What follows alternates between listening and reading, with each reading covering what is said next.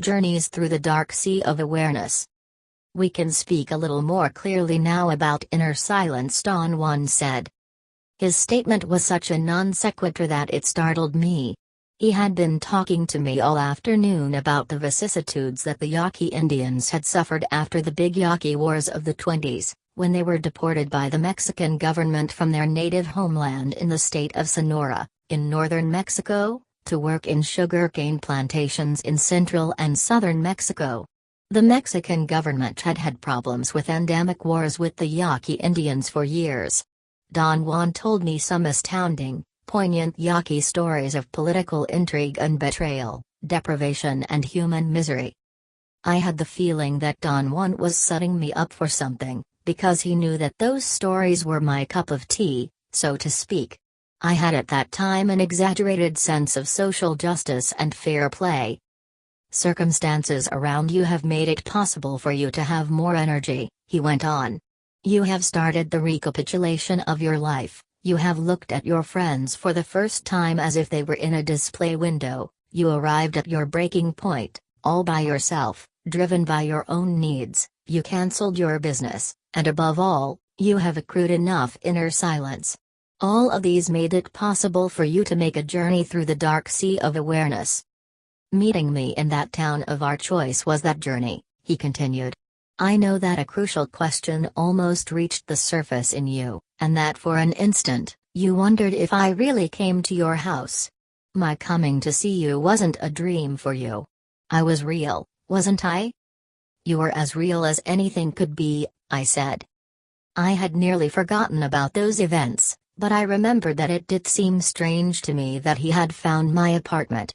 I had discarded my astonishment by the simple process of assuming that he had asked someone for my new address, although, if I had been pressed, I wouldn't have been able to come up with the identity of anyone who would have known where I lived. Let us clarify this point, he continued. In my terms, which are the terms of the sorcerers of ancient Mexico, I was as real as I could have been, and as such, I actually went to your place from my inner silence to tell you about the requisite of infinity, and to warn you that you were about to run out of time. And you, in turn, from your inner silence, veritably went to that town of our choice to tell me that you had succeeded in fulfilling the requisite of infinity. In your terms, which are the terms of the average man, it was a dream fantasy in both instances. You had a dream fantasy that I came to your place without knowing the address, and then you had a dream fantasy that you went to see me. As far as I'm concerned, as a sorcerer, what you consider your dream fantasy of meeting me in that town was as real as the two of us talking here today. I confessed to Don Juan that there was no possibility of my framing those events in a pattern of thought proper to Western man. I said that to think of them in terms of dream fantasy was to create a false category that couldn't stand up under scrutiny, and that the only quasi-explanation that was vaguely possible was another aspect of his knowledge, dreaming. No, it is not dreaming, he said emphatically. This is something more direct, and more mysterious. By the way, I have a new definition of dreaming for you today, more in accordance with your state of being. Dreaming is the act of changing the point of attachment with the dark sea of awareness. If you view it in this fashion, it's a very simple concept, and a very simple maneuver. It takes all you have to realize it, but it's not an impossibility, nor is it something surrounded with mystical clouds. Dreaming is a term that has always bugged the hell out of me, he continued, because it weakens a very powerful act. It makes it sound arbitrary, it gives it a sense of being a fantasy, and this is the only thing it is not. I tried to change the term myself, but it's too ingrained. Maybe someday you could change it yourself, although, as with everything else in sorcery, I am afraid that by the time you could actually do it, you won't give a damn about it because it won't make any difference what it is called anymore. Don Juan had explained at great length, during the entire time that I had known him, that dreaming was an art, discovered by the sorcerers of ancient Mexico, by means of which ordinary dreams were transformed into bona fide entrances to other worlds of perception. He advocated, in any way he could, the advent of something he called dreaming attention, which was the capacity to pay a special kind of attention, or to place a special kind of awareness on the elements of an ordinary dream.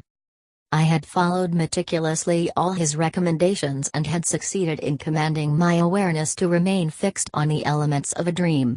The idea that Don Juan proposed was not to set out deliberately to have a desired dream, but to fix one's attention on the component elements of whatever dream presented itself. Then Don Juan had showed me energetically what the sorcerers of ancient Mexico considered to be the origin of dreaming, the displacement of the assemblage point. He said that the assemblage point was displaced very naturally during sleep, but that to see the displacement was a bit difficult because it required an aggressive mood, and that such an aggressive mood had been the predilection of the sorcerers of ancient Mexico. Those sorcerers, according to Don Juan, had found all the premises of their sorcery by means of this mood. It is a very predatory mood, Don Juan went on. It's not difficult at all to enter into it, because man is a predator by nature. You could see, aggressively, anybody in this little village, or perhaps someone far away, while they are asleep, anyone would do for the purpose at hand. What's important is that you arrive at a complete sense of indifference. You are in search of something, and you are out to get it. You're going to go out looking for a person, searching like a feline, like an animal of prey, for someone to descend on. Don Juan had told me, laughing at my apparent chagrin, that the difficulty with this technique was the mood, and that I couldn't be passive in the act of seeing, for the sight was not something to watch but to act upon. It might have been the power of his suggestion, but that day, when he had told me all this, I felt astoundingly aggressive. Every muscle of my body was filled to the brim with energy, and in my dreaming practice I did go after someone. I was not interested in who that someone might have been. I needed someone who was asleep, and some force I was aware of, without being fully conscious of it, had guided me to find that someone. I never knew who the person was, but while I was seeing that person, I felt Don Juan's presence. It was a strange sensation of knowing that someone was with me by an undetermined sensation of proximity that was happening at a level of awareness that wasn't part of anything that I had ever experienced. I could only focus my attention on the individual at rest. I knew that he was a male, but I don't know how I knew that. I knew that he was asleep because the ball of energy that human beings ordinarily are was a little bit flat, it was expanded laterally. And then I saw the assemblage point at a position different from the habitual one, which is right behind the shoulder blades. In this instance, it had been displaced to the right of where it should have been, and a bit lower. I calculated that in this case it had moved to the side of the ribs. Another thing that I noticed was that there was no stability to it. It fluctuated erratically and then abruptly went back to its normal position. I had the clear sensation that, obviously, my presence, and Don Juan's, had awakened the individual. I had experienced a profusion of blurred images right after that, and then I woke up back in the place where I had started. Don Juan had also told me all along that sorcerers were divided into two groups, one group was dreamers, the other was stalkers. The dreamers were those who had a great facility for displacing the assemblage point. The stalkers were those who had a great facility for maintaining the assemblage point fixed on that new position. Dreamers and stalkers complemented each other, and worked in pairs, affecting one another with their given proclivities. Don Juan had assured me that the displacement and the fixation of the assemblage point could be realized at will by means of the sorcerer's iron-handed discipline. He said that the sorcerers of his lineage believed that there were at least 600 points within the luminous sphere that we are, that when reached at will by the assemblage point, can each give us a totally inclusive world, meaning that, if our assemblage point is displaced to any of those points and remains fixed on it, we will perceive a world as inclusive and total as the world of everyday life, but a different world nevertheless. Don Juan had further explained that the art of sorcery is to manipulate the assemblage point and make it change positions at will on the luminous spheres that human beings are. The result of this manipulation is a shift in the point of contact with the dark sea of awareness, which brings as its concomitant a different bundle of zillions of energy fields in the form of luminous filaments that converge on the assemblage point. The consequence of new energy fields converging on the assemblage point is that awareness of a different sort than that which is necessary for perceiving the world of everyday life enters into action, turning the new energy fields into sensory data that is interpreted and perceived as a different world because the energy fields that engender it are different from the habitual ones. He had asserted that an accurate definition of sorcery as a practice would be to say that sorcery is the manipulation of the assemblage point for purposes of changing its focal point of contact with the dark sea of awareness, thus making it possible to perceive other worlds. Don Juan had said that the art of the stalkers enters into play after the assemblage point has been displaced. Maintaining the assemblage point fixed in its new position assures sorcerers that they will perceive whatever new world they enter in its absolute completeness, exactly as we do in the world of ordinary affairs. For the sorcerers of Don Juan's lineage, the world of everyday life was but one fold of a total world consisting of at least 600 folds. Don Juan went back again to the Tropicunda discussion, my journeys through the dark sea of awareness, and said that what I had done from my inner silence was very similar to what is done in dreaming when one is asleep. However, when journeying through the dark sea of awareness, there was no interruption of any sort caused by going to sleep, nor was there any attempt whatsoever at controlling one's attention while having a dream. The journey through the dark sea of awareness entailed an immediate response. There was an overpowering sensation of the here and now. Don Juan lamented the fact that some idiotic sorcerers had given the name dreaming awake to this act of reaching the dark sea of awareness directly, making the term dreaming even more ridiculous. When you thought that you had the dream fantasy of going to that town of our choice, he continued, you had actually placed your assemblage point directly on a specific position on the dark sea of awareness that allows the journey. Then the dark sea of awareness supplied you with whatever was necessary to carry on that journey. There's no way whatsoever to choose that place at will. Sorcerers say that inner silence selects it unerringly. Simple, isn't it? He explained to me then the intricacies of choice. He said that choice, for warrior travelers, was not really the act of choosing, but rather the act of acquiescing elegantly to the solicitations of infinity. Infinity chooses, he said. The art of the warrior traveler is to have the ability to move with the slightest insinuation, the art of acquiescing to every command of infinity. For this, a warrior traveler needs prowess, strength, and above everything else, sobriety. All those three put together give, as a result, elegance. After a moment's pause, I went back to the subject that intrigued me the most. But it's unbelievable that I actually went to that town, Don Juan, in body and soul, I said. It is unbelievable, but it's not unlivable, he said. The universe has no limits, and the possibilities at play in the universe at large are indeed incommensurable. So don't fall prey to the axiom, I believe only what I see, because it is the dumbest stand one can possibly take.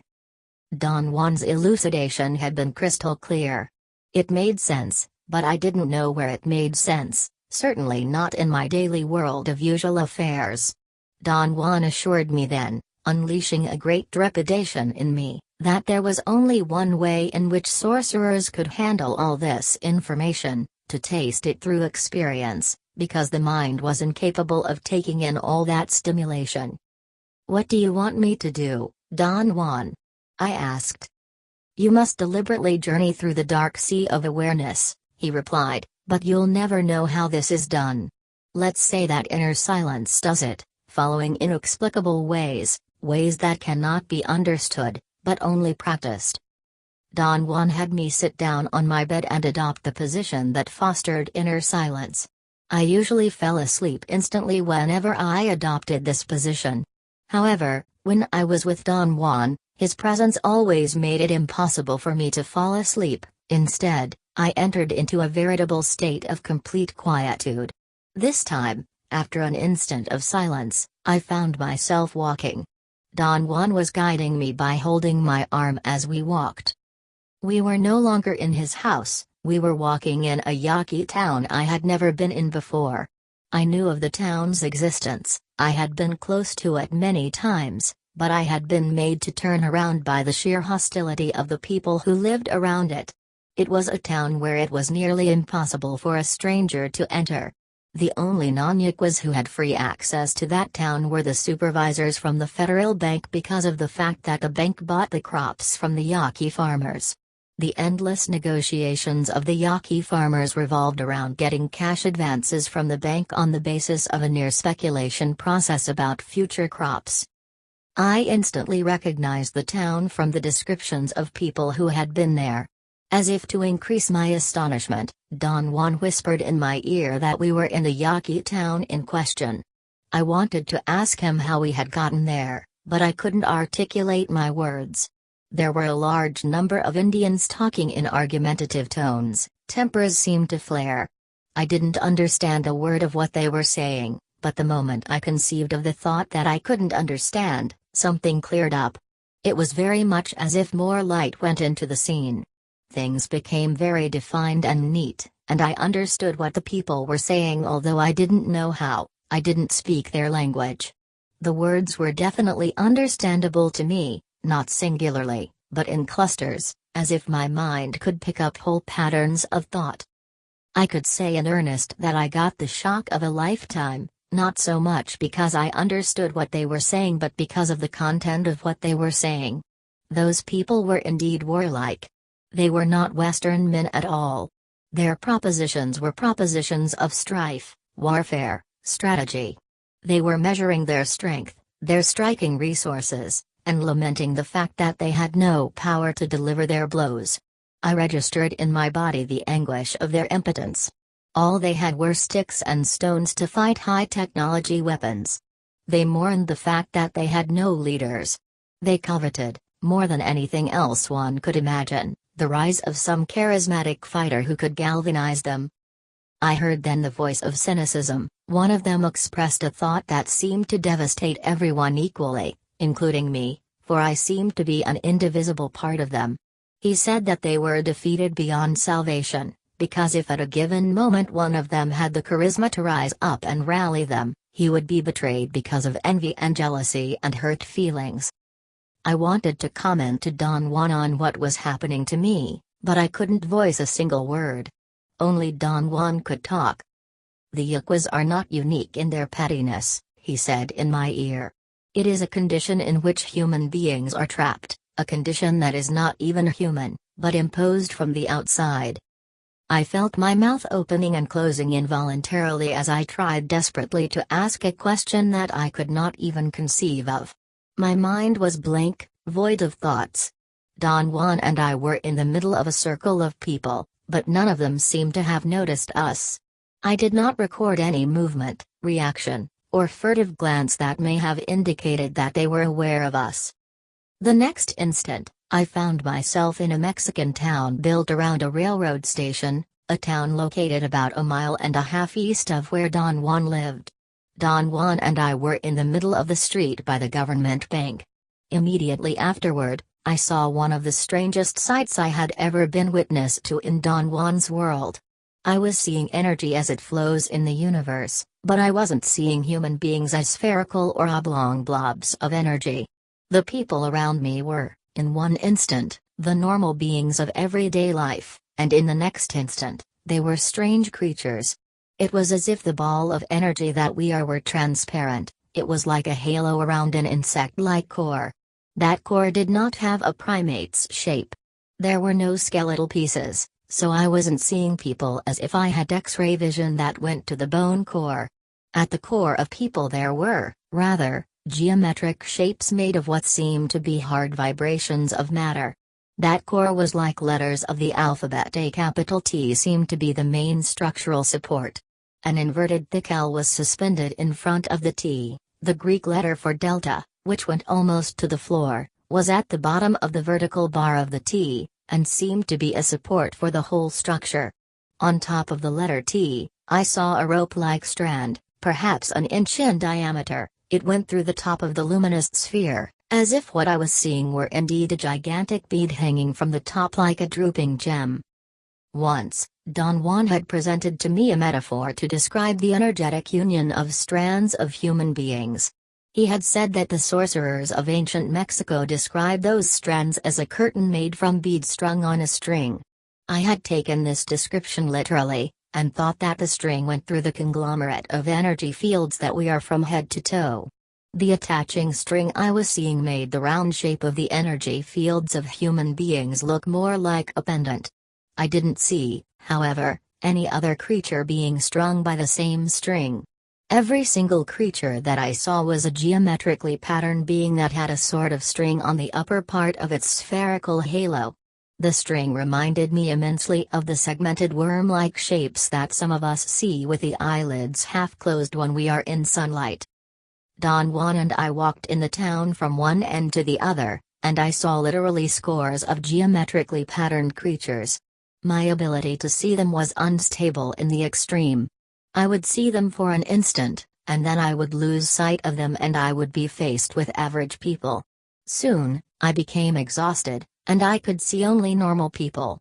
Don Juan said that it was time to go back home, and again, something in me lost my usual sense of continuity. I found myself in Don Juan's house without having the slightest notion as to how I had covered the distance from the town to the house. I lay down in my bed and tried desperately to recollect, to call back my memory, to probe the depths of my very being for a clue as to how I had gone to the Yaqui town, and to the railroad station town. I didn't believe that they had been dream fantasies, because the scenes were too detailed to be anything but real, and yet they couldn't possibly have been real. "You're wasting your time," Don Juan said, laughing. "I guarantee you that you will never know how we got from the house to the Yaqui town, and from the Yaqui town to the railroad station, and from the railroad station to the house. There was a break in the continuity of time. That is what inner silence does." He patiently explained to me that the interruption of that flow of continuity that makes the world understandable to us is sorcery. He remarked that I had journeyed that day through the dark sea of awareness, and that I had seen people as they are, engaged in people's business. And then I had seen the strand of energy that joins specific lines of human beings. Don Juan reiterated to me over and over that I had witnessed something specific and inexplicable. I had understood what people were saying, without knowing their language, and I had seen the strand of energy that connected human beings to certain other beings, and I had selected those aspects through an act of intending it. He stressed the fact that this intending I had done was not something conscious or volitional, the intending had been done at a deep level, and had been ruled by necessity. I needed to become cognizant of some of the possibilities of journeying through the dark sea of awareness, and my inner silence had guided intent a perennial force in the universe to fulfill that need.